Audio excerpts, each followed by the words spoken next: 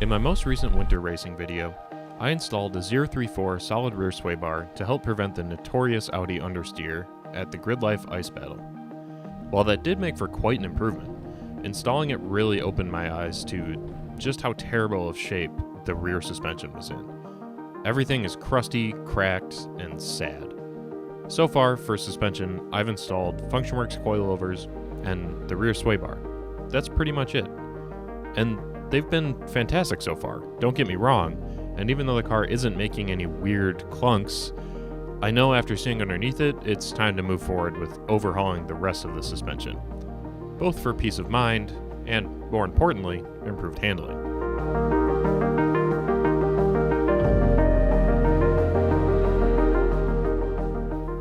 So today I'll be touching basically everything in the rear.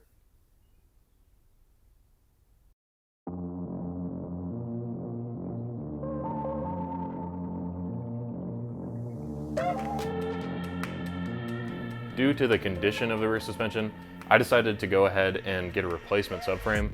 I figure why not just start from scratch if I'm going, this far into the rear. The only problem is this is a 2004 and it doesn't have the aftermarket of like a WRX or an Evo, so I had to get a used subframe off of eBay. And despite how it looks here with the surface rust and everything, it's actually in decent shape, at least compared to the one that's on the car. But I can't, in good conscience, put it on the car like this. I've got to make it look like new. To start, I need to remove these bushings. There are a few methods to achieve this, one of which is literally lighting them on fire, which has worked for me in the past on a Mark IV GTI. So after they've burned through, I got a little impatient and started drilling and hammering them out.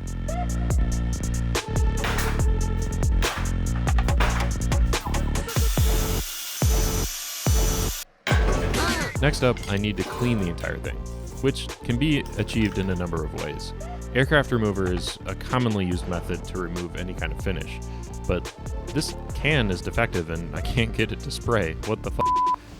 Okay, satisfying wire wheel montage it is.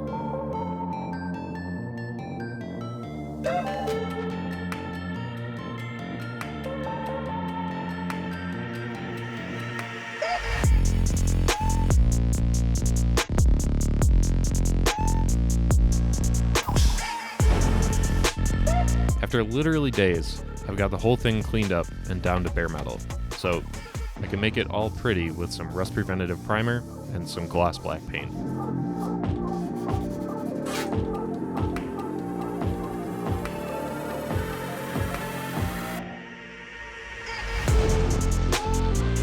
And oh boy, did it come out good. But I didn't just refinish it for nothing. Time for some upgrades from, you guessed it, 034.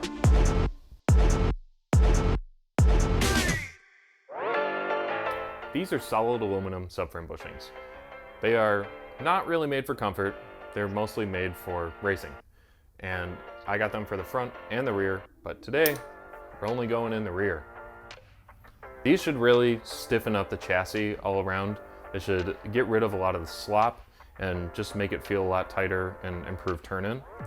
I also got a set of adjustable upper control arms for the rear that will allow me to very precisely adjust my alignment and improve handling even more. So one trick that people do with putting new bushings in, whether they be aluminum like mine or polyurethane, is putting them in the freezer, because metal, polyurethane, they shrink when they're cold, like some other things that shrink when they're cold. And now it's time for cooking with Chris. So after a few hours, what you want to do is pull your bushings out of the freezer, preheat your oven to 0-134 degrees, add cheese and oregano, put the bushings in the oven, take them out when they're done, put them on a bun or a bagel. Realize that this isn't food and think about your mistakes. Put the bushings back in the freezer, then take them out, and then you can put them into your subframe. This has been Cooking with Chris. Now before they warm up, I'm snugging them in place with my impact and an old nut and bolt. I find this quite a bit easier and quicker and less destructive than hammering them into place.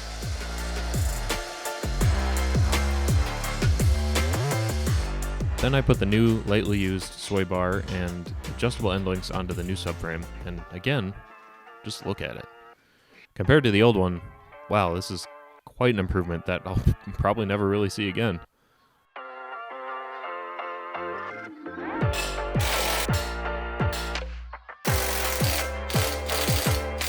Now, I won't go too in-depth with removing the stock subframe, but I will say this was a bear of a project. This is one of those that kind of broke me for a bit.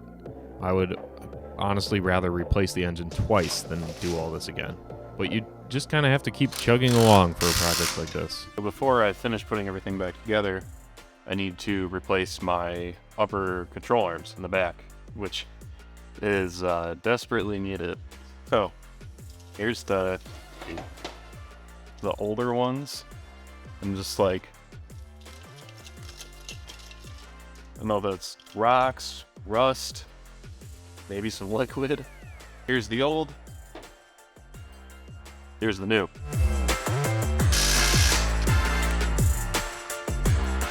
Luckily, nothing went wrong with this install. No broken bolts or anything. It was just a painstakingly long project. But either way, I'm very happy I did it. Alright, let's test it out. And what better way to test out all these new upgrades than another winter autocross? I'm here at Road America again for another winter autocross, the final one of the season, and this is really going to be the inaugural test of all these upgrades. I finished up real late last night and had to come here early this morning, so I didn't really have much time for testing and tweaking. I gave it a quick eyeball alignment this morning, so I'm really just sending it. But even just on the drive here, I could tell there's already a noticeable improvement in handling, just getting on on-ramps, merging on the highway, driving around town. It already feels like it has more turn-in and less understeer. So it already feels good, but to my surprise, it's not that bad of a ride either. I expected with solid rear bushings, it would be like a spine-shattering kind of ride, but it's really not bad. It's a little bit stiffer and overall just feels more precise, so you can't really ask for more. But for now, let's just get on the course and see how it drives. So I'm still pretty bad at expressing any intelligent thoughts in the middle of this kind of situation, so I will summarize with a voiceover. Right off the bat, I'm having a much easier time telling the car where to go. In fact, I'm so used to understeering that it's been taking me by surprise a little bit. But that unfortunately doesn't fix the whole driver side of things. Yeah. Damn it!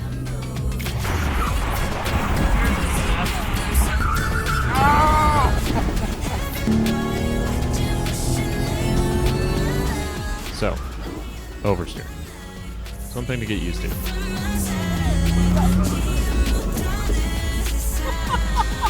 Alright! Last night I set the rear sway bar to full stiff rather than the lighter setting that's more recommended for daily driving, so that's probably one of the bigger influences here. There we go, there's the oversteer. Hell yeah. Yeah! Oh yeah, the turn-in is great! All of the rear suspension goodies that I've done on this have just improved the handling so much. I wish I would have had time to do the front stuff. I still have solid bushings and sway bar end links, control arms to go up front, but I honestly just ran out of time. But with all of that, this thing will be one hell of a car this summer.